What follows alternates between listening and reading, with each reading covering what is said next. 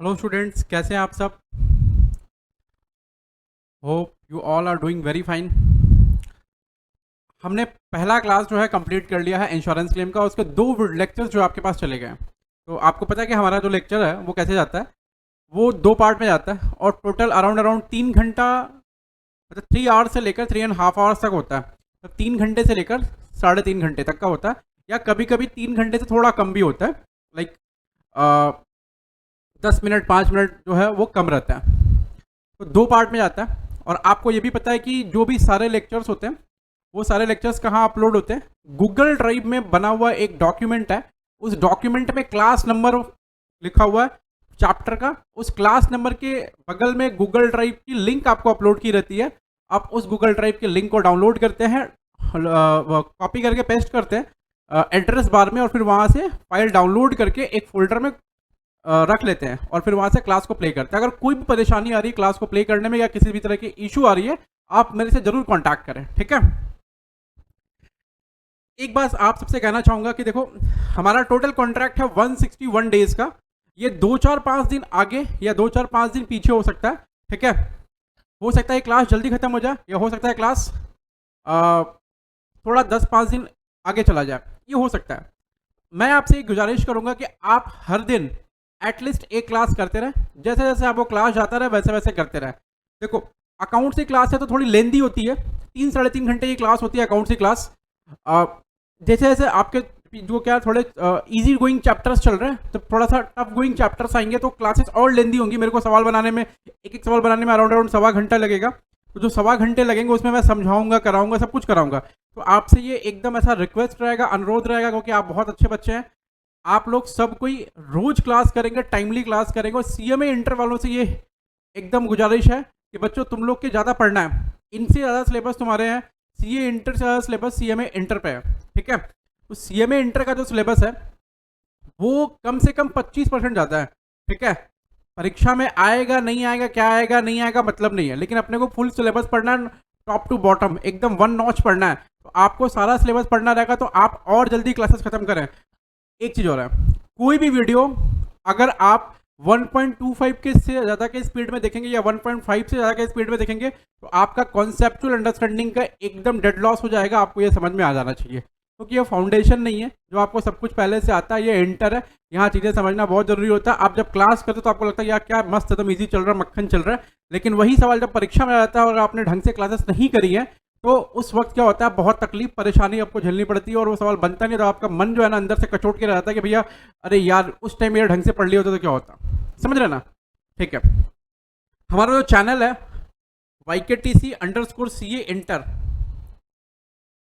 ये जो हमारा चैनल है, अच्छा हमारे चैनल का डिटेल यहाँ पर दे रखा होगा।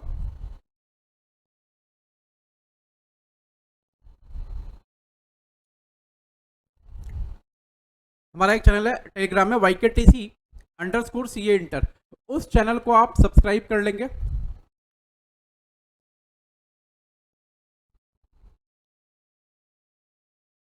YKTC_CA इंटर, इस चैनल को आप सब्सक्राइब कर लेंगे। यहाँ पर रेगुलर बेसिस में सारे होमवर्क्स अपलोड होते हैं, ठीक है? अच्छा, जो डिपार्टमेंट के होमवर्क्स अपलोड नहीं, वो होमवर्क सून अपलोड हो जाएंगे, वेरी सून। एंड जो अभी क्लासेस चल रही है उन क्लासेस की होमवर्क भी अपलोड हो जाएंगी। इंश्योरेंस क्लेम के पहले क्लास में आई गेस कोई होमवर्क नहीं था, अगर होमवर्क होगा तो वो भी अपलोड हो जाएगा। तो आप होमवर्क कर लेंगे और आपका जो होमवर्क है उसका सोल्यूशन वहाँ से आपको मिल जाएगा। You can check yourself by doing that, okay?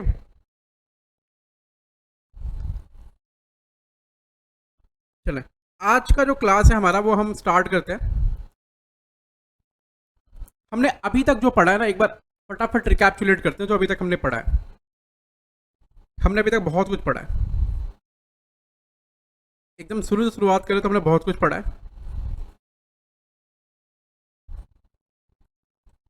देखिए हम लोग कितना कुछ पढ़ लिया अभी। मैं सिर्फ नोटिंग्स की बात करूंगा, नोटिंग से स्टार्ट करूंगा। जो हमारा नोट नंबर 1 था इंट्रोडक्शन था, और इंट्रोडक्शन में मैंने कुछ लिखवाया नहीं। नोट नंबर 2 था हमारा what we need to study, loss of stock policy और loss of profit policy. Note number 2 में लॉस ऑफ स्टॉक पॉलिसी है, वहाँ से स्टार्ट होता है। लॉस ऑफ स्टॉक पॉलिसी का मतलब क्या है, मैंने आपको समझाया था कि अगर मान लो किसी गोडाउन में रखा हुआ कोई भी स्टॉक जल जाता है और उस पर उस व्यक्ति ने इंश्योरेंस ले रखा है, उस पर उस व्यक्ति ने इंश्योरेंस ले रखा है, तो वो इंश्योरेंस कंपनी से अपना क्लेम मांग सकता है कि भैया मेरे को इतने का नुकसान हुआ, मेरे को इतना क्लेम चाहिएगा। तो वो अमाउंट ऑफ क्लेम कितना उसे मांगना है, ये हम कैलकुलेट करेंगे कैसे, ये हम कैलकुलेट करेंगे इंश्योरेंस क्लेम में दिए हुए इंश्योरेंस क्लेम के चैप्टर में दिए हुए जो मेथड्स है उससे हम कैलकुलेट करेंगे। तो वही हमने पढ़ा, एक एग्जाम्पल कराया था आपको, और उस एग्जाम्पल के थ्रू मैंने दिखाया था कि भाई कैसे कैसे क्या क्या चीज़ें कैसे कैसे होती है। उसके बाद हमने नोटिंग स्टार्ट करी, नोट नंबर 3 से एक्चुअल नोटिंग कि फॉर्मेट एंड मैकेनिज्म क्या है। तो फॉर्मेट एंड मैकेनिज्म में आपको समझाया कि अगर लॉस ऑफ स्टॉक पॉलिसी चल रही है तो लॉस ऑफ स्टॉक पॉलिसी में दो चीज़ें कैलकुलेट करनी होती है, loss of stock on the date of fire, और दूसरी चीज़ है amount of claim to be launched.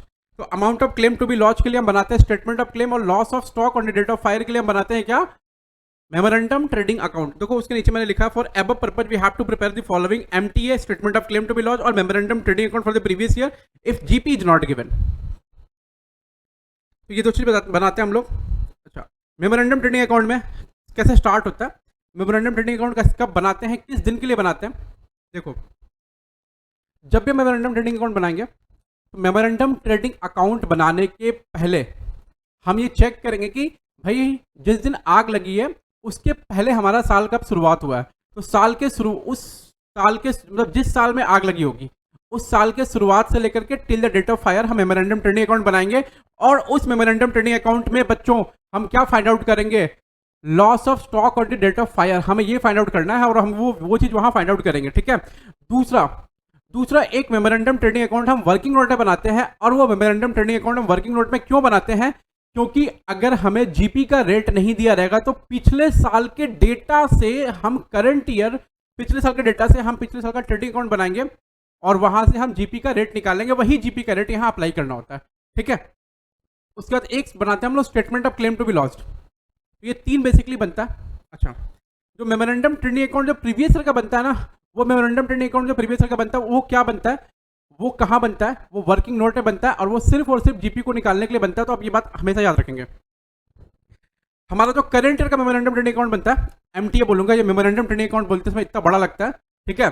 जो करंट ईयर का एमटीए बनता है, वो एमटीए जो कैसे बनता है, सबसे पहले लिखते हैं ओपनिंग स्टॉक, फिर लिखते हैं टू परचेजेस, परचेजेस में जो भी एडजस्टमेंट करने होते हैं वो सारे एडजस्टमेंट हम करते हैं। उसके बाद लिखते हैं direct expenses like wages and other, कोई डायरेक्ट एक्सपेंसेस हुआ तो बाई सेल्स, उस पीरियड का सेल्स जो हुआ परीक्षा में दिया रहेगा, आई मीन क्वेश्चन में दिया रहेगा, वो लिखते हैं हम। उसके बाद लिखते हैं अगर कोई एडजस्टमेंट सेल्स में से होना तो वो लिखते हैं। फिर हम उसी सेल पर जीपी का रेट अगर सवाल में दिया रहेगा तो, अगर नहीं दिया रहेगा तो एमटीए प्रीवियस ईयर का बना के फाइंड आउट करेंगे, और वो फाइंड आउट करके जीपी का रेट चढ़ाते हैं उस सेल्स के ऊपर में और जीपी को फाइंड आउट करते हैं। ठीक है। मैं थोड़ा स्पीड में बोल रहा हूँ, ऑलरेडी आप कर चुके हो, आपको प्रैक्टिस हो चुकी होगी। ठीक है। देखो उसके बाद आता है हमारा ग्रॉस प्रॉफिट, और ग्रॉस प्रॉफिट आने के बाद में क्या होता है, पूरा एमटी अकाउंट रेडी हो जाता है। सिर्फ एमटी अकाउंट को हम क्या करते हैं, बैलेंस करते हैं, और एमटी अकाउंट में सिर्फ और सिर्फ एक चीज जो नहीं रहती है वो क्या रहती है, stock on the date of fire, वही हमें फाइंड आउट करना रहता है। तो अब हम क्या करेंगे, एमटीए अकाउंट जो करंट ईयर का हम लोग बना रखे हैं हमने, उस एमटीए अकाउंट को हम क्या करेंगे, बैलेंस करेंगे। बैलेंस करने के बाद जो हमारा एक आइटम निकलेगा उस आइटम को बोलेंगे क्या, stock on the date of fire. बात समझ में आ रही है। उसके बाद हम आगे बढ़ेंगे और बनाएंगे statement of claim to be loss. और statement of claim to be loss को बनाने के लिए क्या करना पड़ेगा, सबसे पहले तो ये statement of claim to be loss जो है ना, वो हमारा क्या है, वो हमारा ये है कि भाई हमको लिखना पड़ता है एग्जैक्टली इंश्योरेंस कंपनी के लिए कि भाई इंश्योरेंस कंपनी वालों इंश्योरेंस कंपनी वाले बोलते हैं बोलो बोलो बोलो बोलो बोलो क्या हुआ, हमें ना आपसे क्या चाहिएगा, हमें आपसे चाहिएगा हमारे स्टॉक का क्लेम, जो स्टॉक डिस्ट्रॉय हुआ है फायर के द्वारा। तो वो कहेंगे ओके, आप हमें स्टेटमेंट दीजिए कि जिस स्टेटमेंट पे ये लिखा हो कि आपको कितना क्लेम चाहिएगा। तो आप उन्हें ये कहेंगे देखो भाई हमने ना, हमारा ये स्टॉक जल गया, हमारा ये स्टॉक जल गया, और उस स्टॉक में से हमने ये स्टॉक अपनी प्रतिभा को दिखाते हुए बचा लिया। तो जो टोटल स्टॉक जला उसमें से जो स्टॉक आपने बचा लिया इन द सेंस व्हाट, आप बचा लिए, आप उसमें थोड़ा बहुत पैसा खर्च करके, थोड़ा बहुत मॉडिफिकेशन करके उसको मार्केट में बेच सकते हैं वो स्टॉक। ठीक है। उसके पैसे इंश्योरेंस कंपनी नहीं देगी, उसको बोलते हैं क्या, सैल्वेज्ड। ठीक है। तो total stock destroyed by fire वो कहां से पता चलेगा, as per memorandum trading account, उसमें से माइनस करेंगे सैल्वेज स्टॉक, जो बचेगा वही पैसा हमें इंश्योरेंस कंपनी से क्लेम के रूप में लेने हैं। रुक जाओ अभी एकदम, अभी मत लेना क्लेम, वो जो अमाउंट आएगा ना, वो अमाउंट आएगा लॉस ऑफ स्टॉक का। अच्छा, अगर मान लो सवाल में एवरेज क्लॉज दिया रहेगा तो एवरेज क्लॉज अप्लाई करेंगे। आप पूछेंगे भैया ये एवरेज क्लॉज कौन सी चीज होती है, हमने तो ये पढ़ा ही नहीं, आप क्या क्या बके जा रहे हैं। अच्छा रुक जाओ, मैं बताता हूँ। एवरेज क्लॉज जो है ना, वो हम थोड़ी देर के बाद पढ़ेंगे, और आज ये क्लासे पढ़ेंगे जैसे ये हमारा जो एक बार सेशन खत्म होगा रिवीजन का, वो उसके बाद देखो चैप्टर बड़ा होता है ना, तो एक बार रिवीजन जरूरी होता है, रिवीजन करना बहुत, रिवीजन नहीं करेंगे सब चीज चला जाएगा, ऐसा ब्रेन से उतर जाएगा, ऐसा खाली फुकट दिमाग हो जाएगा आपका, समझ रहे हैं ना। फिर आपके दिमाग में कुछ नहीं रहेगा और आप ही चकरा के गिरते रहेंगे। जैसे मेरे यहाँ बहुत सारे लोग हैं, उनके दिमाग में कुछ है नहीं, लेकिन वो फिर भी उनका दिमाग चकराते रहता, समझ में नहीं आता क्यों। देखो, तो यहाँ लिखा मैंने कि average clause to be discuss later. अगर एवरेज क्लॉज नहीं दिया रहेगा तो वही जो लॉस ऑफ स्टॉक है ना हमारा, वही लॉस ऑफ स्टॉक है, वही फाइनल हमारा लॉस ऑफ स्टॉक होगा, और उसी का क्लेम हम इंश्योरेंस कंपनी से करेंगे। बोलो इंश्योरेंस कंपनी की जय, क्योंकि इंश्योरेंस कंपनी वाले में देने वाले पैसे।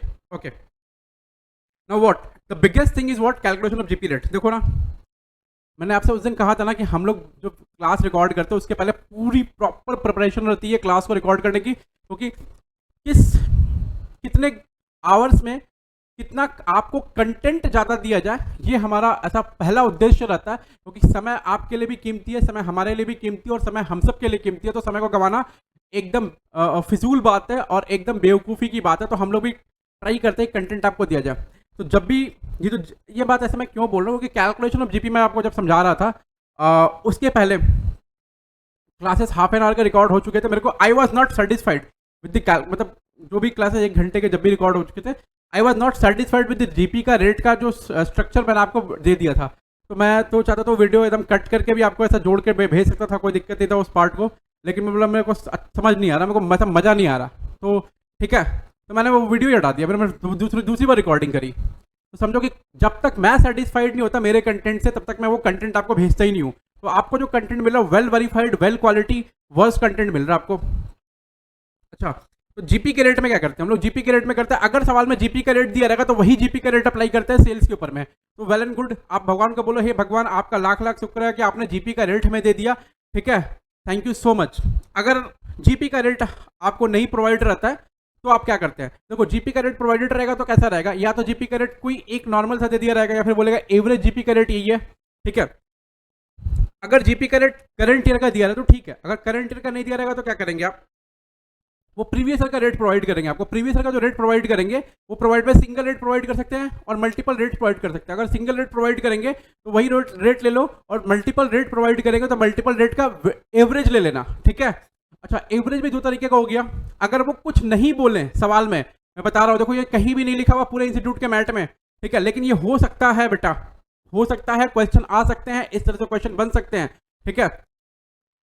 वो अगर कहीं भी नहीं लिखा इंस्टीट्यूट के मैट में ये बात, मल्टीपल रेट दे दिया तो मल्टीपल रेट का आपने एवरेज लेना, और आपको बता रखा है हमने कि एवरेज 2 तरह का होगा, सिंपल और वेटेड, ठीक है। तो सिंपल एवरेज मतलब क्या हुआ, आप जोड़ लेंगे सारे के सारे ऑब्जर्वेशन को, डिवाइड कर देंगे नंबर ऑफ ऑब्जर्वेशन, यानी summation of observation divide by number of observation, वो क्या आ जाएगा, एवरेज। आपको अच्छे से पता, आपने स्टैट्स पढ़ रखी है, आपने बचपन से एवरेज निकाला है।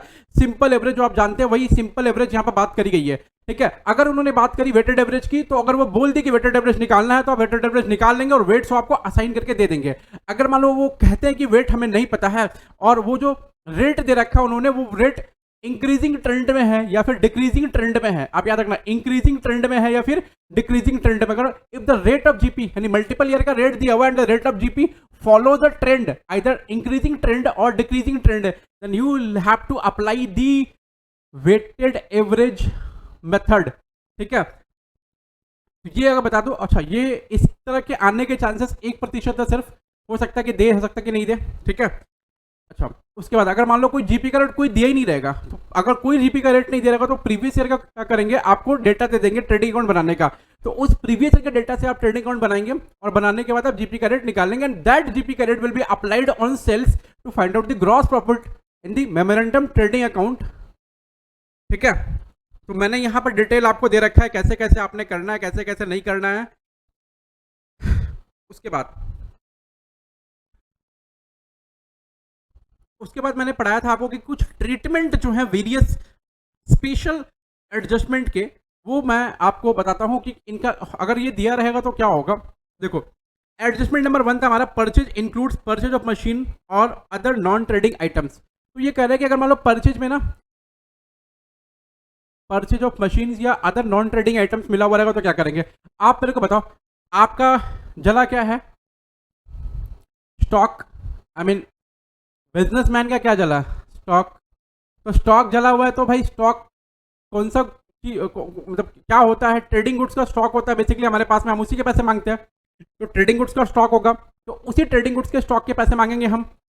तो अगर मान लो परचेज के अंदर गलती से, अगर कोई नॉन ट्रेडिंग गुड्स का स्टॉक अगर मिला हुआ है तो क्या वो स्टॉक वहां होना चाहिए, क्या नहीं होना चाहिए? तो उसको वहां से क्या करेंगे? हटा देंगे, एलिमिनेट कर देंगे। तो याद रखना हमेशा परचेज के अंदर नॉन ट्रेडिंग गुड्स का परचेज मिला होना चाहिए और सेल्स के अंदर नॉन ट्रेडिंग गुड्स का सेल्स मिला होना चाहिए। Sorry, cut. परचेज के अंदर हमेशा ट्रेडिंग गुड्स का परचेज मिला होना चाहिए और सेल्स के अंदर हमेशा ट्रेडिंग गुड्स का सेल्स मिला होना चाहिए। नॉन ट्रेडिंग गुड्स का सेल्स और नॉन ट्रेडिंग गुड्स का परचेज नहीं मिला होना चाहिए, ठीक है? तो यहां ट्रीटमेंट हमने लिख रखा, उस ट्रीटमेंट का जो लॉजिक है वो भी मैंने बता रखा आपको। वेजेज में अगर इंक्लूड हो रहा है इंस्टॉलेशन ऑफ मशीनरी या फिर other wages which is not related to production, तो उसको हम क्या करेंगे? हटा देंगे वहां से। और हमने हटा भी दिया। एडजस्टमेंट नंबर 3 में क्या बोल रहा है कि अगर परचेज इंक्लूड करता है goods distributed as free samples, तो हम उसको भी वहां से हटा देंगे, ठीक है? एडजस्टमेंट नंबर 4 में बोलता है goods withdrawn for personal use. अगर पर्सनल यूज के लिए गुड्स विड्रॉ हुआ है और वो परचेज में इंक्लूडेड है ऑलरेडी, देखो ना मैं क्यों हटा रहा हूं। अगर परचेज में इंक्लूडेड है तो स्टॉक तो क्रेडिट साइड बैलेंसिंग फिगर के तौर पे आता है। तो अगर डेबिट साइड में अगर इंक्रीज हो गया,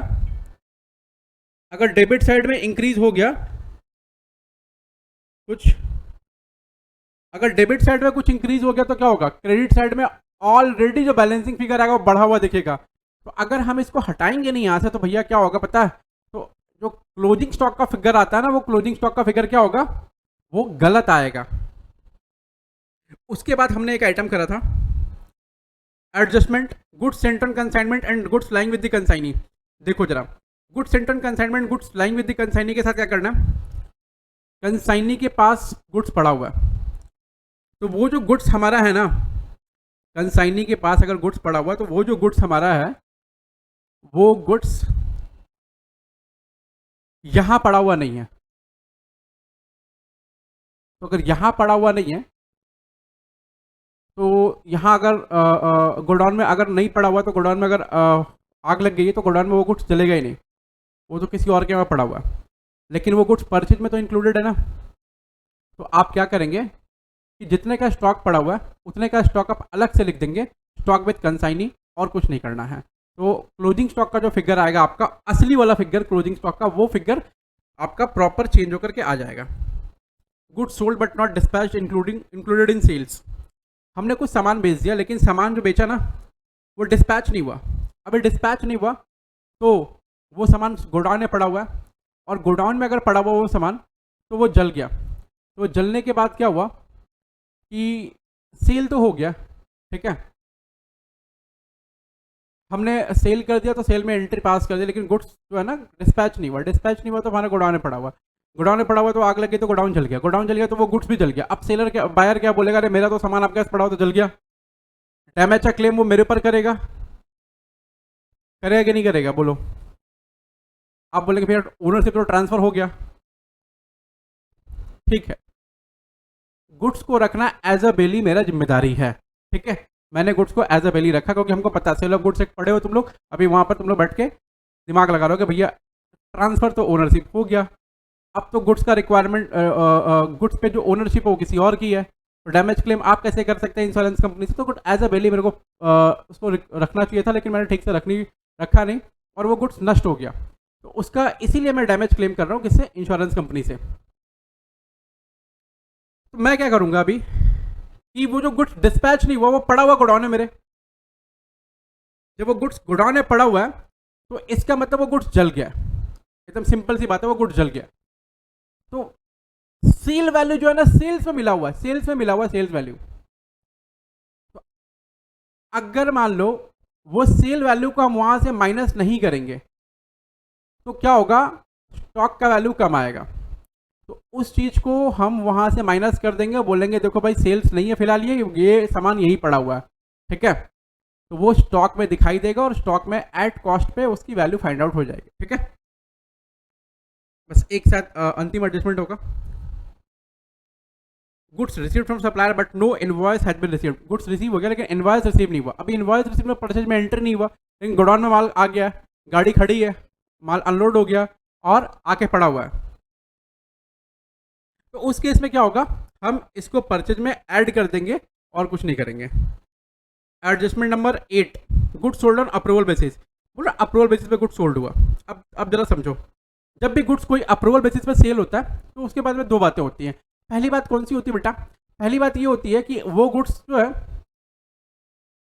सामने वाला बंदा जो बायर है उसने अप्रूवल हमें दे दिया है। अगर अप्रूवल हमें दे दिया तो वेल एंड गुड, और हम क्या करेंगे? कुछ नहीं करेंगे, हम उसको सेल्स मान लेते हैं। Treat sales, no adjustment to be done. लेकिन अगर गुड्स कोई अप्रूवल बेसिस पे गया हुआ है लेकिन अप्रूवल नहीं रिसीव हुआ है, इसका मतलब क्या है कि वो हमारा ही गुड्स है, ठीक है, वो हमारा ही गुड्स है और उसमें सेल्स नहीं मानेंगे। तो सबसे पहले क्या करना पड़ेगा, उस वैल्यू को, मतलब जो goods sold on approval basis पर गया हुआ है, गुड्स अप्रूवल बेसिस पे जो गया हुआ है, उसके सेल्स वैल्यू को हमें कहाँ से माइनस करना पड़ेगा? सेल्स से माइनस करना पड़ेगा, क्योंकि हम उसको सेल्स नहीं मान रहे, क्योंकि अप्रूवल रिसीव नहीं हुआ। आपने पढ़ा ही होगा अकाउंट्स में और लॉ दोनों में पढ़ा आपने। उसके बाद वो स्टॉक उसके यहाँ पड़ा हुआ, मेरे यहाँ नहीं पड़ा हुआ। अगर मेरे यहाँ नहीं पड़ा हुआ तो गोडाउन में आग लगी तो जला हुई नहीं गुड्स, तो उसको भी बाई स्टॉक विथ कस्टमर बोल करके रख देना पड़ेगा और उसको कॉस्ट प्राइस पे रखना पड़ेगा। तो यहाँ सब कुछ लिखा हुआ, deduct from sales figure the sales value of the goods whose approval is not yet received and write separately in the credit side of trading and trading account cost of such goods, see example below, ऐसा कुछ करके लिखा हुआ है, ठीक है।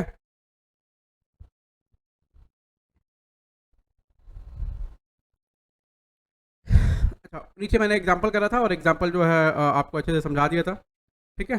तो ये था आपका रिवीजन, आपने ऐसा डिटेल में रिवीजन कर लिया अच्छे से। चलो,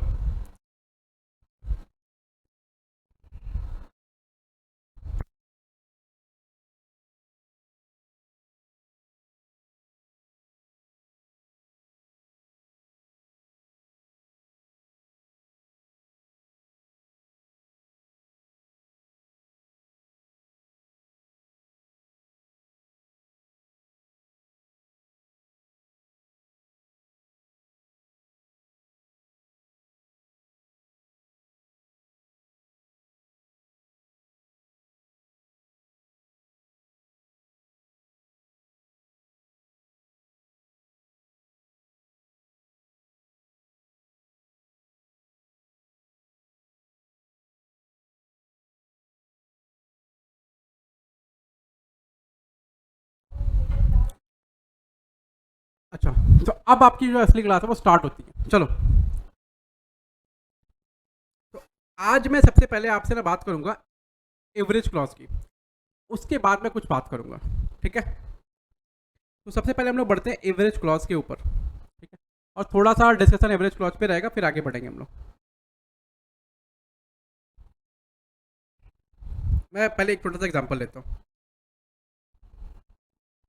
ऐसा हेडिंग डाल दो, नोट नंबर क्या चल रहा है बताना। अच्छा, सामने तो कोई है नहीं। नोट नंबर सब लिखना पड़ता है। नोट नंबर 4, नोट नंबर 4 है, तो नोट नंबर 4 के बाद नोट नंबर 5 आएगा। Note number 5, note number 5।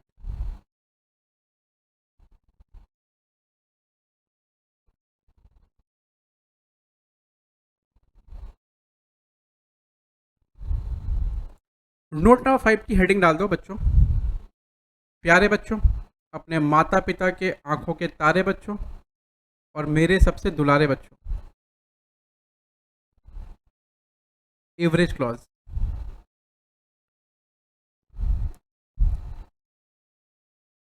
Average clause,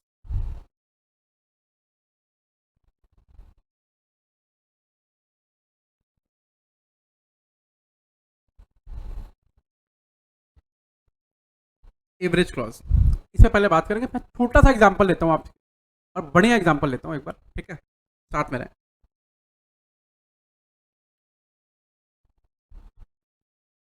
और आप सब चीज़ लिखेंगे, ठीक है, मैं कुछ भी लिखूँ सब लिखेंगे आप। ऐसा नहीं कि मैं ये एग्जांपल है मैं ये नहीं लिखूंगा, ऐसा नहीं मुंह बनाएंगे, बचपन जैसा मुंह बनाते थे, ठीक है। तुम लोग में से कोई होगा भी जिसको वैसा पकड़ पकड़ के स्कूल ले जाया जाता, स्कूल जाना ही नहीं चाहिए, जैसे मैं, मेरे को स्कूल से मतलब है तो वैसा मैं हमेशा पापा से, पापा रोज स्कूल जाना जरूरी है क्या? तो वो हमको हमेशा वो बोलते थे कि देखो तुम तो स्कूल मतलब तुमको रोज स्कूल जाने में प्रॉब्लम क्या है? बोले तो रोज रोज अच्छा ही लगता है, एक ही जगह जाओ इतना घंटा बैठो और कुछ कराते नहीं, मतलब ऐसा लगता है कि जेल में बंद हो गया। ठीक है, और ऐसा रोज मतलब ऐसा मतलब होता ना बन जाता है, आदमी किसी एक आदमी का बात सुनना पड़ता है और नहीं सुनो तो छड़ी से मार खाओ।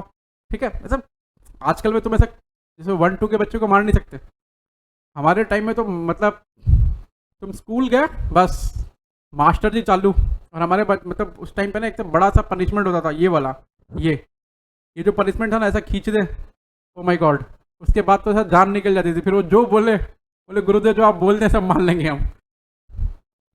तो ऐसा पिताजी बोलते थे कि देखो जो टीचर लोग होते हैं ना वो रोज स्कूल जाते हैं और वो जिंदगी भर स्कूल जाते हैं, पहले वो पढ़ाई किए तो स्कूल गए, फिर वो टीचर बने तो स्कूल गए। मैंने बोला यार मेरे को टीचर नहीं बनना कभी, ठीक है चाहे कुछ ही बना तो टीचर नहीं बनना, लेकिन अल्टीमेटली वही है टीचर ही बना, लेकिन टीचर भी तो स्कूल और टीचर नहीं। ठीक है, तो स्कूल नहीं जाना पड़ा, अब तुम लोग यहाँ तो स्कूल टाइप का ही है, यहाँ रोज आना पड़ता स्कूल है, समझ लो। तो तुम लोग ऐसे बच्चों को जिनको स्कूल ऐसा खींच खींच के ले आना पड़ता है, ऐसा करके एकदम ऐसा। तो वैसे ही बता रहा हूँ कि एग्जाम्पल पूरा लिखना, ये नहीं कि हम ये नहीं लिखेंगे, नहीं तो खींच खींच के तुम ऐसा लिखवाएंगे सब कुछ, समझ रहे ना? हाँ, तो सब तुम समझो डिजिटल तमाचा लगेगा, तुम समझ रहे हो डिजिटल तमाचा क्या होता है? सब कुछ डिजिटल हो रहा है तो डिजिटल तमाचा ही पहुंचेगा, तो कुछ करना नहीं होगा, बस ऐसा फ़ोन खोलना है, ऐसा तमाचा आएगा गाल पे पड़ेगा, आवाज़ आएगी, तुम चटाक से आवाज़ आएगी, तुमको महसूस होगा अरे क्या तमाचा पड़ा है सर, समझ रहे हैं? जापान में ये सब सिस्टम है, जापान में सिस्टम है कि अगर कोई लड़का सिंगल है, ठीक है, कोई उसको नहीं मिल रहा अपने अपनी लाइफ में उसको, तो डिजिटल प्लेटफॉर्म पे उसको एक आदमी अवेलेबल रहता है। अब वो क्या रहता है, वो एनिमेशन रहता है, तो वहाँ एनिमेशन के सब कंप्यूटर प्रोग्राम है, आप जैसे बोलो वैसे वो रिएक्ट करेगा, तो ऐसा ऐसा है वहाँ पे, वैसे डिजिटल तमाचा आपको पड़ेगा। ठीक है, थोड़ा आईटी के बारे में पढ़ा करो तो पता चलेगा क्या क्या दुनिया में चल रहा है। तो एग्जाम्पल के तौर पे से मान लो हमारा जो स्टॉक है, उस स्टॉक का जो नुकसान हुआ है, से अगर मान लो stock stock destroyed by fire है, डिस्ट्रॉयड बाई फायर से 1 लाख है, 1 लाख। ठीक है, हमने सैल्वेज कर लिया, सैल्वेज सैल्वेज 40,000 का स्टॉक हमने सैल्वेज कर लिया। ठीक है, हमने हमारी जो पॉलिसी है ना, हमारी जो पॉलिसी है वो है 60,000 की, 56,000 की, चलो हमारी पॉलिसी है वो 56,000 की है। तो आप बताओ मेरे को अभी क्लेम कितना मिलने का, आप एकदम फटाफट बताओ क्लेम कितना मिलेगा? स्टॉक डिस्ट्रॉयड फायर है 1 लाख, सैलवेज वैल्यू है 40,000 रुपया, पॉलिसी का अमाउंट है 56,000 रुपया, स्टॉक पे क्लेम कितना मिलना चाहिए? आप बोलेंगे भैया स्टॉक डिस्ट्रॉयड बाई फायर जो है,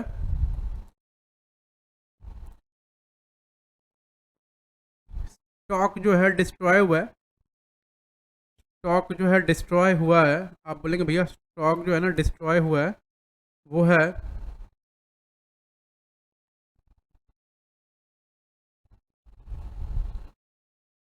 वो है 1 लाख, और 40,000 का सैलवेज मतलब 60,000 का जो है हमारा क्या है, लॉस ऑफ स्टॉक है, 60,000 का हमारा लॉस ऑफ स्टॉक है, लॉस ऑफ स्टॉक 60,000 का है।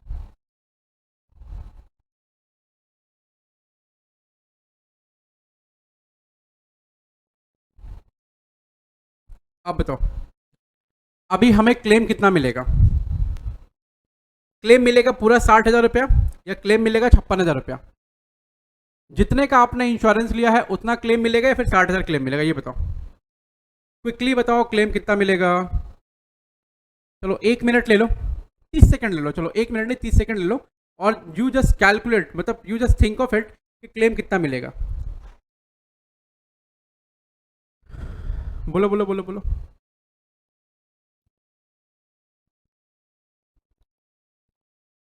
सोच लिया? चलो, बचपन में खेलते थे ना, एक नंबर सोच लो 1 से 12 के बीच में, वैसे ही सोच लो कितना मिलेगा फटाफट।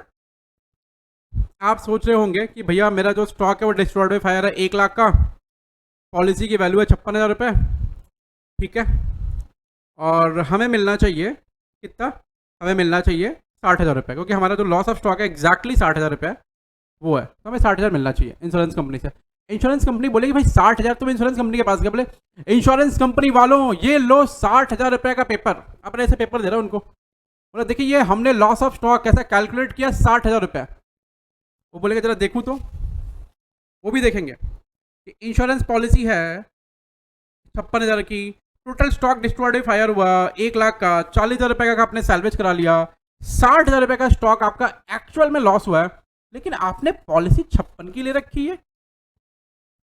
आपने पॉलिसी 56 की क्यों ले रखी है? आप बोलेंगे सर हमने ना एक मूवी देखी थी अब तक 56, और उसी मूवी से ना हम इंस्पायर हो गए थे, और उसी मूवी से इंस्पायर होकर हमने 56,000 की पॉलिसी ले ली।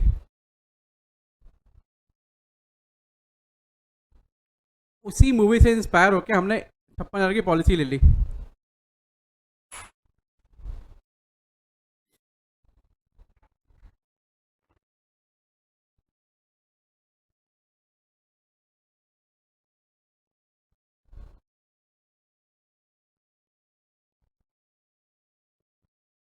बोलो बोलो कितना मिलेगा? सुनो,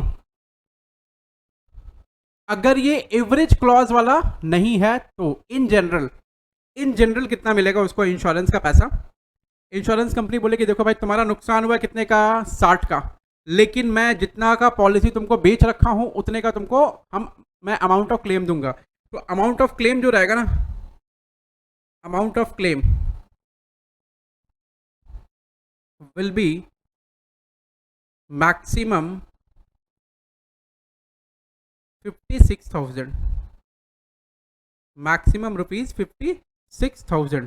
अमाउंट ऑफ क्लेम जो रहेगा हमारा मैक्सिमम रुपीज 56,000 होगा। आप बोलेंगे सर हमारा स्टॉक तो लॉस हुआ 56 का 60 का, फिर हमें जो है ना 56 का जो है ना क्लेम क्यों दे रहे हैं सर? सर एकदम सिंपल सी बात है, आपका कुछ भी हुआ हो, अगर आप पर एवरेज क्लॉज वाला कॉन्सेप्ट एप्लीकेबल नहीं है, ठीक है, और टोटल स्टॉक जो आपका डिस्ट्रॉय हुआ है, तो उस केस में आपको क्लेम वही मिलेगा जितने का पॉलिसी है, ठीक है। मतलब मैक्सिमम अमाउंट ऑफ क्लेम आपको कितना मिल सकता है?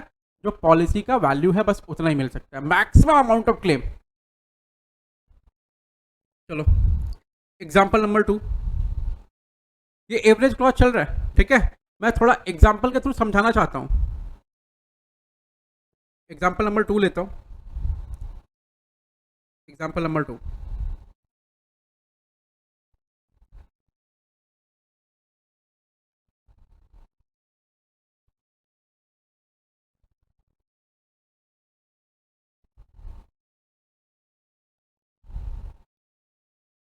ये है एग्जांपल नंबर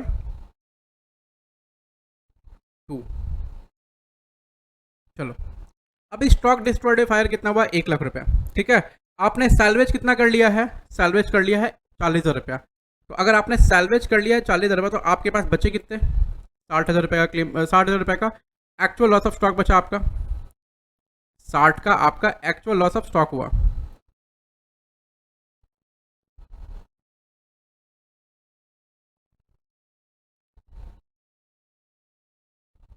साठ हजार रुपये आपका एक्चुअल लॉस ऑफ स्टॉक हुआ। आपने पॉलिसी कितने के लिए रखी है?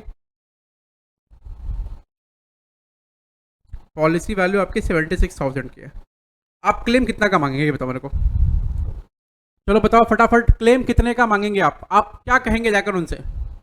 इंश्योरेंस कंपनी वाले से, इंश्योरेंस कंपनी वालों, इंश्योरेंस कंपनी वालों, इंश्योरेंस कंपनी वाला बोलेगा हाँ बोलिए, आपसे मैंने ना 76,000 76,000 की पॉलिसी ले रखी थी, ये देखो पॉलिसी डॉक्यूमेंट 76,000 की पॉलिसी है हमारी। वो बोलेंगे देखूं, और फिर वो देखेंगे और देख के इसे चुपचाप रख देंगे ऐसे। बोले ठीक है ना, कोई दिक्कत नहीं है। स्टॉक कितने का जला आपका? स्टॉक जला है 60,000 रुपये का बस, तो क्लेम ले जाओ ना 60,000 रुपये का, जितने का स्टॉक जला उतना। बोला नहीं, हमने तो आपको प्रीमियम दिया है 76,000 रुपये का, तो 76,000 रुपये का आप दे दो मेरे को। अब इंश्योरेंस पॉलिसी वाले से, मतलब इंश्योरेंस कंपनी में बैठे हुए बड़े बाबू से आप लड़ने लगे, मतलब आपका झगड़ा होने लगा, तब तक अंदर से निकले, क्या हुआ? हम, ऐसा है कि हम बता रहे हैं पॉलिसी वैल्यू जो है आपका, पॉलिसी वैल्यू 76 का है, और इंश्योरेंस क्लेम आपको हम सिर्फ 60 का देंगे। आप बोल रहे हैं ऐसा क्यों? तो आपको समझा रहे हैं, यहाँ आओ, यहाँ आओ, यहाँ आओ। तुमने जो पॉलिसी जो ले रखी है ना, यहाँ आओ, पॉलिसी ले रखी है, वो पॉलिसी 60 की ले रखी है, 60 के स्टॉक पे पॉलिसी ले रखी है। आप बोलेंगे सर नहीं, हमने 1 लाख के स्टॉक पे पॉलिसी ले रखी है। वो कहेंगे देखो 1 लाख के स्टॉक पे पॉलिसी तो ले रखी है, लेकिन स्टॉक तो नुकसान हुआ आपका 60,000 रुपया, तो जितने का नुकसान हुआ उतने का लेके जाओ ना, क्यों परेशान कर रहे हो मेरे को? आप बोलेंगे हमने जो एक्स्ट्रा पैसा प्रीमियम का दे दिया वो क्या होगा फिर? बोला कुछ नहीं, वो आपको अश्योरेंस था कि आपका जो भी नुकसान होगा मैं दे दूंगा 76,000 रुपए तक। आप बड़े परेशान। पहले वाले केस में आपको कम मिल गया, दूसरे वाले केस में आपको क्या मिल रहा है? ज्यादा पैसे दे दिए लेकिन फिर भी आपको कम मिल रहा है, जितने का नुकसान हो उतने का मिल रहा है।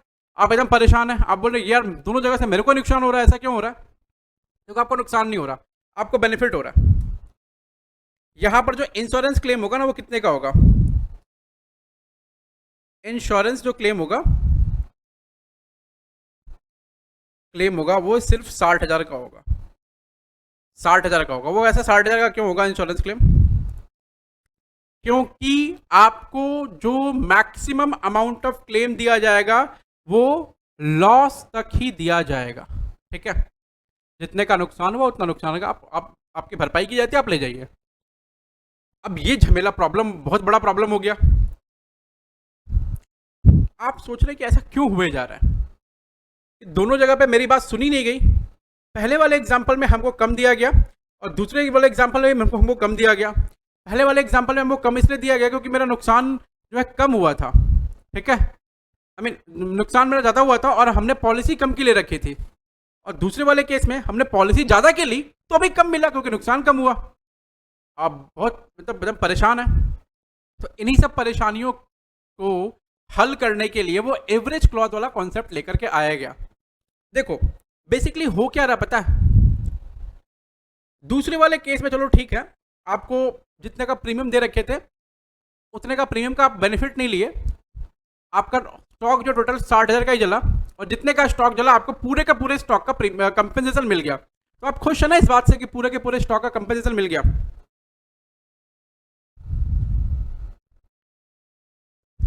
अभी देखो जो दूसरा वाला केस, मतलब पहला वाला जो केस था, उसके अंदर क्या हुआ? आपने पॉलिसी जो है ना कम वैल्यू की ले रखी थी, इसलिए आपको कम पैसा मिला। तो आप परेशान है आप कि मैं कितने की पॉलिसी लूं कि मेरे को सब कुछ सही सही मिले। तो इसीलिए ना एवरेज क्लॉज का कॉन्सेप्ट जो है ना उसको बीच में लेकर के आया गया, और एवरेज क्लॉज के कॉन्सेप्ट के चक्कर से सब काम ठीक हो गया। तो एक चीज थोड़ा सा देखना, आपका जो स्टॉक है वो ये 1 लाख रुपए का डिस्ट्रॉय हुआ है। आपने पॉलिसी कितने की ले रखी है? आपने पॉलिसी ले रखी है 56,000 की, ठीक है? आपने पॉलिसी ले रखी है 56,000 की।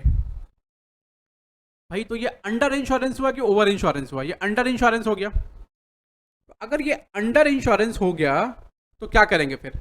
इसका मतलब है कि आप बार बार अंडर इंश्योरेंस करते रहेंगे तो बार बार कम आपको मिलता रहेगा, ठीक है? तो आप ओवर इंश्योरेंस करिए। ओवर इंश्योरेंस करेंगे क्या? आप ऐसा इंश्योरेंस करिए जो ऑप्टिमली सब कुछ कैप्चर कर ले, ठीक है? मतलब एक पार वैल्यू पर आ जाए आपका इंश्योरेंस। तो इसलिए एवरेज क्लॉज का कॉन्सेप्ट लेकर आया गया, ठीक है? अब देखो ये दोनों एग्जाम्पल जो लिख रखे हैं उसके लिए थोड़ा टेक्स्ट आपको लिखना पड़ेगा, मैं नीचे लिखता हूँ।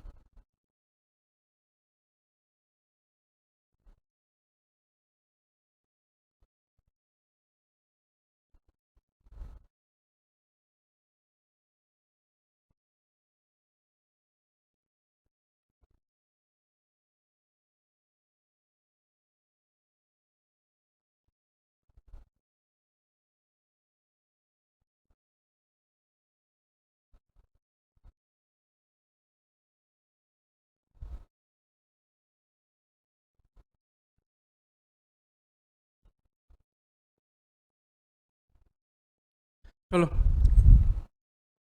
मैं यहाँ लिख रहा हूँ, नीचे टेक्स्ट लिख रहा हूँ, देखो लिखना, ऐसा हैशटैग देना, लिखना concept of under insurance, insurance and it's way out. ठीक है, concept of under insurance and it's way out.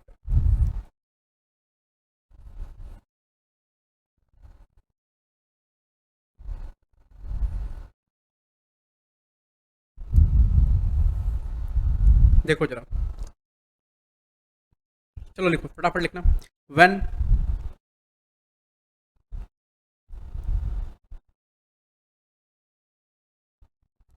Insurance, when insurance value, when insurance value, insurance value is, insurance value का मतलब हो गया पॉलिसी वैल्यू, इंश्योरेंस वैल्यू का मतलब policy value,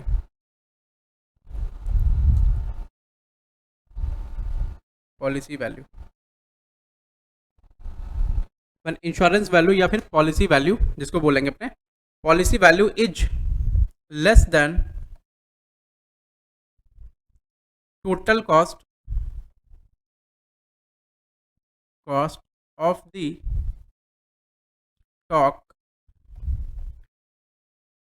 total cost of the stock less than total cost of the stock, this is called under insurance, this is called under insurance, under insurance, this is called under insurance। अब ये जो total cost of the stock है इसका क्या मतलब हो गया, ये total cost of the stock जो है वो, इसका मतलब क्या है, ये जो total cost of the stock है ना बेटा, इसको हम लोग कहेंगे,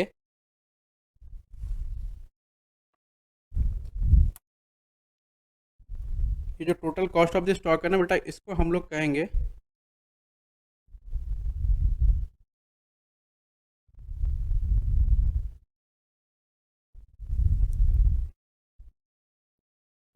ये total cost of the stock है, उसको हम लोग क्या कहेंगे, ये है average stock, average stock lying in the godown, इसको बोलते हैं average stock lying in the godown. आप पूछेंगे सर ये क्या है, लाइंग इन द गोडाउन,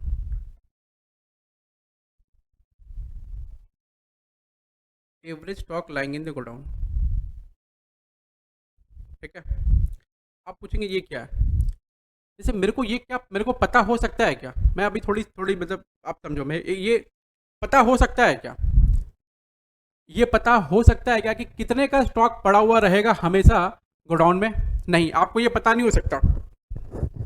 अब तो आपको क्या करना पड़ेगा, आपको average stock on an average हर दिन पर डे कितना स्टॉक रहता होगा, on an average per month कितना स्टॉक रहता होगा, on an average per year कितना स्टॉक रहता है, वो स्टॉक आपको फाइंड आउट करना पड़ेगा। फिर आपको उसी के अकॉर्डिंग इंश्योरेंस कंपनी से इंश्योरेंस का प्रीमियम, इंश्योरेंस कंपनी से इंश्योरेंस का पॉलिसी वैल्यू सेट कराना होगा।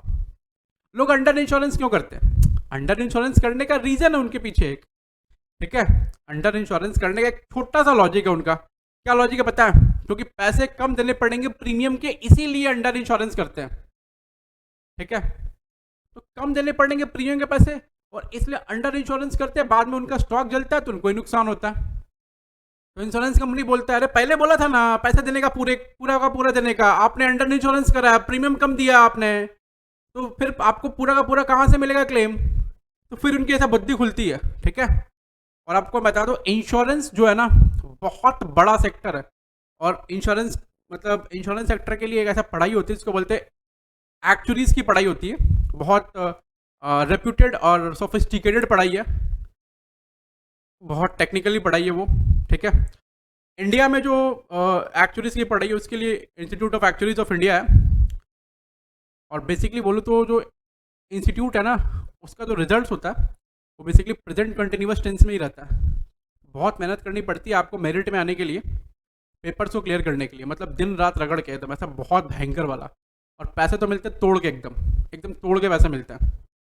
ठीक है, तुम कब अमीर बन जाओगे तुमको पता नहीं चलेगा, एक्चुअली अगर बन गए तो। चलो, ये एवरेज स्टॉक लैंगिंग गोडाउन होता है बेसिकली।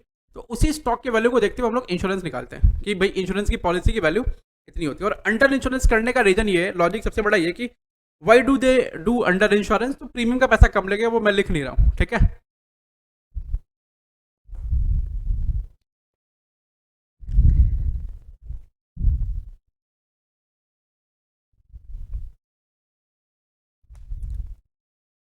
तो to discourage the under insurance, to discourage the under insurance practice, to discourage the under insurance practice, to discourage the under insurance practice,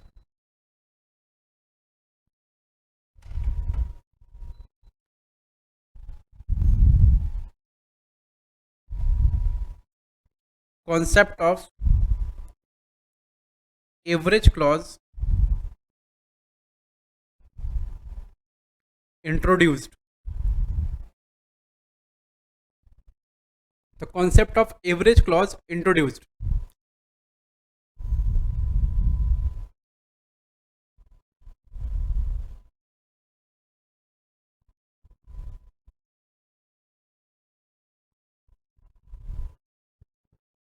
the concept of average clause introduced, उसके नीचे लिखना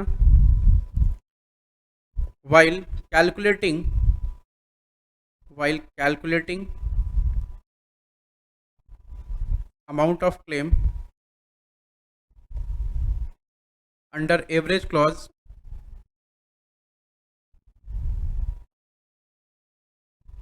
एक second देखना, average clause can only be applied, average clause, average clause can only be applied if amount of stock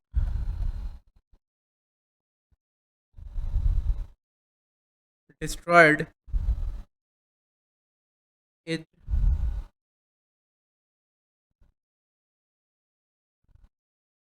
more than policy value, policy value, average clause can only be applied if the amount of stock destroyed is more than the policy value. और इस बात को इस तरह से ही बोल सकते हैं, amount of stock destroyed is less than the amount of stock, मतलब policy value is less than the amount of stock destroyed, ऐसा ही बोल सकते हैं। मतलब पॉलिसी वैल्यू कम है, आपको बस एक चीज याद ध्यान देना पड़ेगा एवरेज क्लॉज को अप्लाई करते समय, एक चीज क्या, कि पॉलिसी वैल्यू वैल्यू कम है, बस और कुछ नहीं, तो वो अंडर इंश्योरेंस वाले कैटेगरी में आ जाएगा, पॉलिसी वैल्यू कम है तो। क्लियर है? चलो, अब मैं एक एग्जांपल लेता हूं और फिर आपको बताता हूं कि भाई एवरेज क्लॉज कैसे उस पर एप्लीकेबल होगा।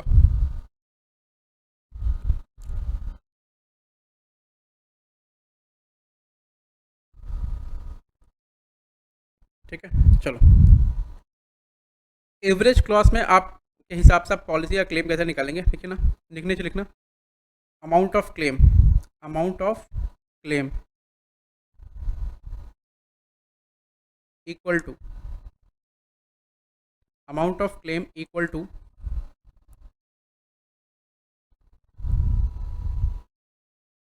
Policy value, amount of claim equal to policy value divided by value of stock destroyed by fire, इसको ना हम लोग इंश्योरेबल अमाउंट भी बोलते हैं, इंश्योरेबल अमाउंट, इसको हम लोग इंश्योरेबल अमाउंट भी बोलते हैं, ठीक है। Into into loss of stock, loss of stock. अब देखो कौन कौन सी चीज़ कहाँ कहाँ से आएगी, आपको समझ आ रहा है? मैं बता देता हूँ। Policy value will be given, given ये एमटीए में आपको मिल जाएगा, एमटीए से कैलकुलेट करेंगे आप। Loss of stock statement of claim से मिलेगा, स्टेटमेंट ऑफ क्लेम से मिलेगा, ठीक है। अब एक छोटा सा चीज, आ जाना फटाफट एकदम quickly. Example,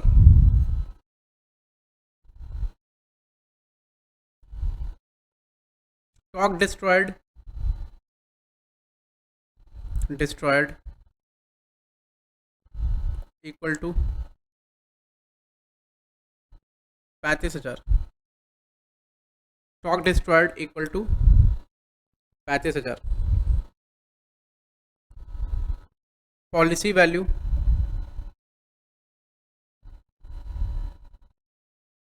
equal to 31,000, policy value equal to 31,000। Loss of stock, loss of stock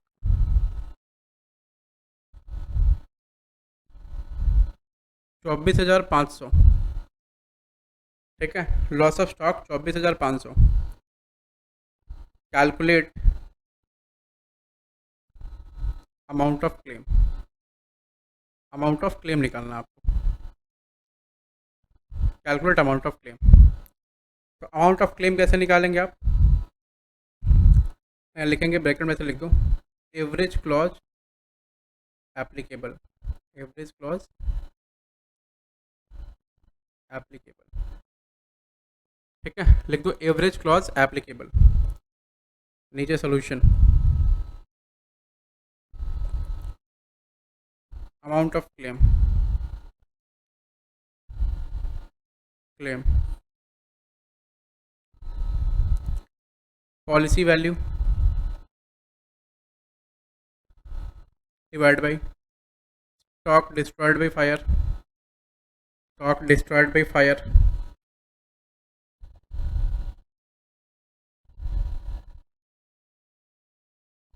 into loss of stock. Policy value कितना है? पॉलिसी वैल्यू है 31,000, स्टॉक डिस्ट्रॉयड बाई फायर कितना है? 35,000, और 24,500 रुपये का लॉस ऑफ स्टॉक। कैलकुलेट करेंगे तो आप कितना आएगा ज़रा देखो, 31,000 डिवाइड बाई 35,000 इंटू 24,500, 21,700 रुपये आ रहा है, 21,700। अब इसका मतलब क्या हो गया? इसका मतलब क्या हो गया? इसका मतलब ये हो गया कि भाई देखो, आपने 35,000 का टोटल स्टॉक डिस्ट्रॉय हुआ था, उस पर आपने पॉलिसी ले रखी थी 31 की, तो टोटल स्टॉक को आपने कवर किया नहीं, तो इसलिए आपको हम प्रोपोर्शनेट क्लेम देंगे। 35 के स्टॉक पे 31 की पॉलिसी का क्लेम, मतलब 35 के स्टॉक पे 31 का क्लेम, तो 24,500 के स्टॉक जो जला है आपका, उस पर कितना क्लेम मिलेगा? तो 21,700 मिलेगा। अब अगर आपको क्लेम कम कम मिलने लगेगा तो आप क्या करेंगे? आपका सिर्फ एक उपाय रहेगा कि आप भाई अंडर इंश्योरेंस से बचो और आप पूरा इंश्योरेंस करो, सफिशिएंट इंश्योरेंस करो, ठीक है। तो ये तो बात रहेगी एवरेज क्लॉज की। आप सीख गए, समझ गए एवरेज क्लॉज। चलो आगे बढ़ते हैं।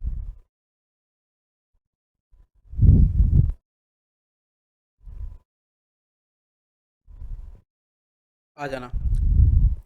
अभी एक काम करते हैं, लॉस जो हमारा इसी एवरेज क्लॉज में देते हैं, ठीक है। एवरेज क्लॉज समझ में आ गया ना? अगर किसी को कोई समझ नहीं आएगा मेरे को बोलने का, ठीक है। तो अगर एवरेज क्लॉज है तो क्या है बेसिकली, एवरेज क्लॉज बोला है तो अगर सवाल में एवरेज क्लॉज बोल दे तो हमें कहाँ तक सवाल बनाना है, एकदम नॉर्मली जैसे बनाते हुए आए हैं वैसे बनाना है, ठीक है। मैं यहाँ लिख देता हूँ कि एवरेज क्लॉज को अप्लाई कैसे करना है, नीचे लिखना how to proceed with how to proceed problem with average clause, problem with average clause.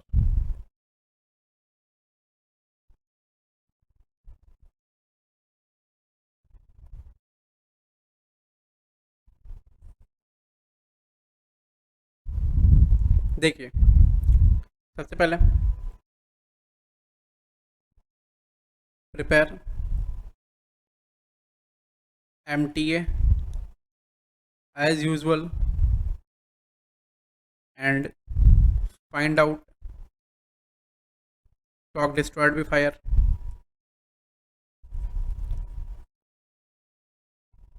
destroyed by fire, ठीक है। आप भी बोलेंगे फ्लावर समझा क्या, फायर है मैं, ऐसा देखे ना वो मूवी, क्या नाम उसका, अरे मैं नाम ही भूल जा रहा हूँ मूवी का, एक नाम है कुछ मूवी का, ठीक है, पुष्पा, पुष्पा। देखो अभी पुष्पा को लेके दो चीज़ हो गया, पहले ज़माने में राजेश खन्ना साहब क्या बोलते थे, ए पुष्पा आई हेट टीयर्स रे, नो वॉट, पुष्पा चेंज हो गई है drastically and Pushpa now become Pushparaj. अब क्या हो रहा है, अभी कोई पुष्पा को रुलाएगा तो पुष्पराज बोलेगा, क्या फ्लावर समझा क्या, फायर है मैं, तो ऐसे यही फायर है, समझ रहा है। दूसरा पहले तो MTA एज यूजुअल बना लेने का और फाइंड आउट कर लेने का स्टॉक डिस्ट्रॉयड फायर, ठीक है। उसके बाद क्या करने का बेटा, उसके बाद स्टेटमेंट ऑफ क्लेम बनाओ, prepare statement of claim as usual, prepare statement of claim as usual, statement of claim as usual. Statement of claim क्या करने का, एज यूजुअल बनाने का है, ठीक है, गुड। उससे हमको क्या मिलता है, यू विल गेट, क्या गेट गेट करेंगे आप, you will get what, loss of stock, loss of stock, loss of stock, ठीक है।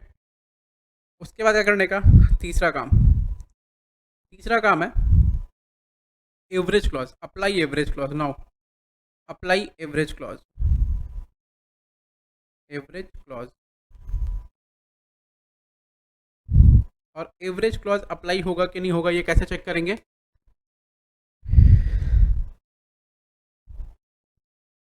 कब अप्लाई होगा एवरेज क्लॉज, पॉलिसी वैल्यू अगर कम है तो, ठीक है।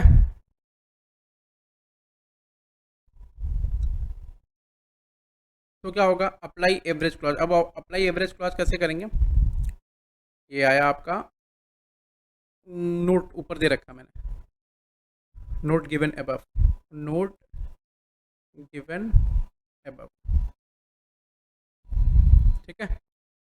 नाउ फाइनली क्या होगा, you will get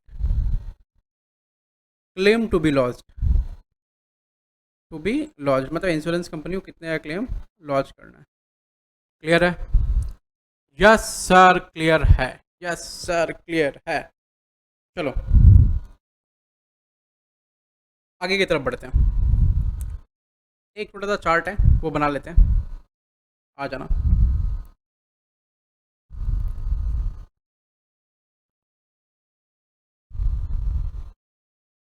under insurance, लिखो amount of claim in case of under insurance, under insurance. चलो मैं इस जो ये जो चार्ट है ना इसका क्रेडिट मैं नहीं लूँगा, बताओ क्यों, क्योंकि ये चार्ट इंस्टीट्यूट के मैट में बना हुआ है ऑलरेडी। तो आपको पता है ना कि भैया कभी भी कोई चीज़ का क्रेडिट नहीं लेते जब तक उन्होंने जी तोड़ मेहनत उस पर नहीं करी हो। ये बना हुआ है और ये बहुत बढ़िया बना के रखा है इंस्टीट्यूट ने। तो मैं भी एकदम बढ़िया सा उसको बना देता हूँ आपके लिए। देखो, तो ये तो मैंने सीखा है कि कभी भी कोई चीज़ क्रेडिट नहीं लेने का जब तक आपने उस पर मेहनत नहीं करी हो। तो आप देखेंगे मैंने बहुत चीज़ की क्रेडिट ना नहीं लेता अगर मैंने तो मेहनत नहीं करी है तो। और अगर मेहनत करी है फिर कोई क्रेडिट ले लेगा तो उसका डेबिट और क्रेडिट दोनों उड़ा दूंगा मैं। ठीक है।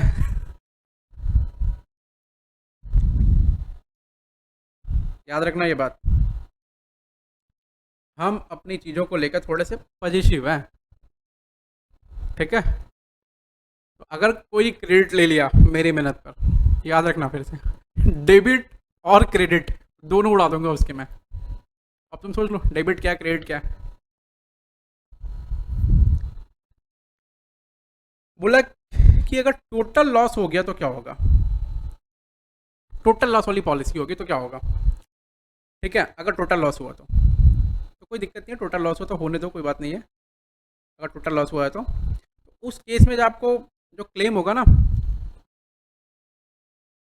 यहाँ लिखना, claim will be maximum to the policy amount, policy value. तो आपको मैक्सिमम क्लेम कितना मिलेगा, जितना का पॉलिसी आपने ले रखा होगा उतने का। अगर मान लो आपका जो लॉस है ना वो पॉलिसी वैल्यू से कम आया तो आपके जितना लॉस है उतना मिल जाएगा। अगर पॉलिसी वैल्यू से ज़्यादा आया तो जितना पॉलिसी वैल्यू है उतना मिलेगा, मतलब जितना पॉलिसी वैल्यू उतने का आपको क्लेम मिल जाएगा, बस और कुछ नहीं है।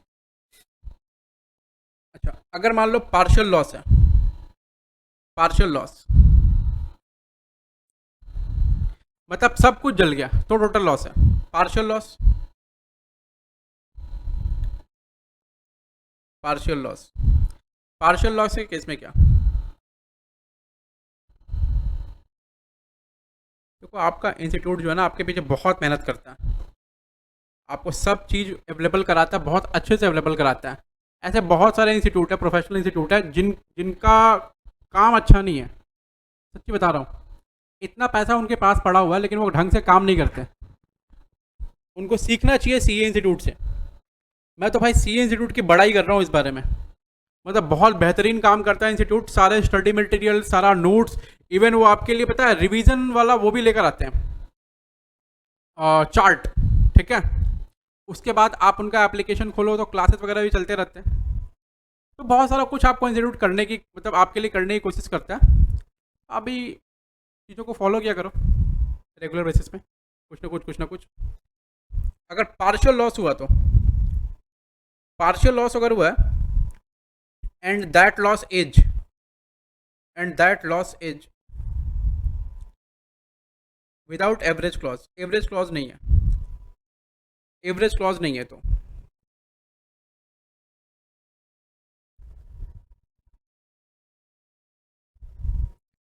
एवरेज क्लॉज नहीं है अगर,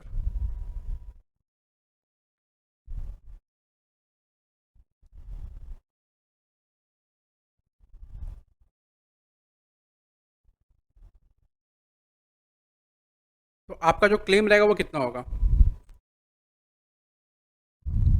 क्लेम जो होगा वो होगा claim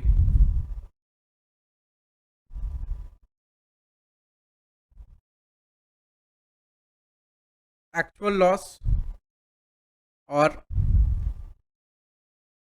policy value,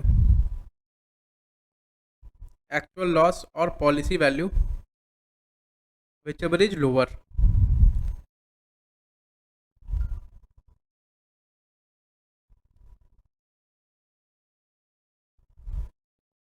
which ever is lower. ठीक है। और अगर एवरेज क्लॉज होगा तो with average clause, with average clause, अगर एवरेज क्लॉज होगा तो apply average clause, apply average clause. ठीक है। तो एवरेज क्लॉज अप्लाई करेंगे हम लोग इस पर। तो इतना कुछ सीखा आपने पहले वाले आवर में, 1 घंटा हो गया आपने ऐसा इतना कुछ सीखा, ठीक है।